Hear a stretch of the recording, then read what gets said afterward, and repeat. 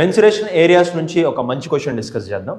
ABCD is a square of length of diagonal 14 cm, find area of the shaded region. So basically ABCD అనేది ఒక square అనమాట, దాని చుట్టూ ఒక circle ఉంది.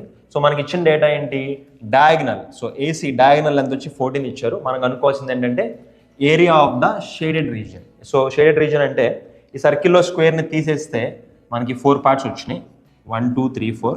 ఆ 4 పార్ట్స్లో ఈ 2 పార్ట్స్ ఏరియా అంతా కనుక్కోమన్నా. సో మనం ఏం చేయొచ్చు అంటే సింపుల్గా సర్కిల్లో నుంచి స్క్వేర్ని తీసేద్దాం, 4 పార్ట్స్ ఏరియా వస్తుంది కదా, దాన్ని హాఫ్ చేసి సరిపోయింది కదా, అప్పుడు 2 పార్ట్స్ ఏరియా వస్తుంది, simple. So first of all ఈ సర్కిల్ ఏరియా అంతా కనుక్కుందాం. సో సర్కిల్ ఏరియా వచ్చి మనకి πr² formula, okay, πr².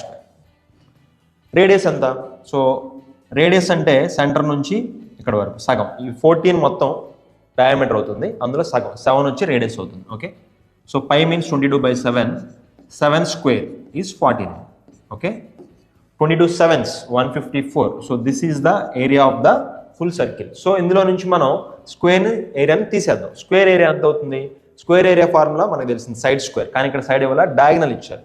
Diagonal మొత్తం 14 అయితే అప్పుడు స్క్వేర్ ఏరియా ఎంత అవుతుందంటే ½ d², హాఫ్ డయాగ్నల్ స్క్వేర్, అది మనం సబ్ట్రాక్ట్ చేయాలి, ఓకే. సో డయాగ్నల్ 14 స్క్వేర్ 196, 196లో half, that is 98, okay. Circle 154లో నుంచి స్క్వేర్ 98 సబ్ట్రాక్ట్ చేసి మనకి ఎంత మిగిలింది అంటే 56 మిగిలింది, ఓకే. సో 56, ఆ 56 ఏంటంటే ఈ 4 పార్ట్స్ కలిపి 56, అందులో మన 2 పార్ట్స్ కావాలి కాబట్టి దీన్ని మనం హాఫ్ చేస్తే మనకు కావాల్సిన ఆన్సర్ వచ్చేసింది. Answer is 28 cm².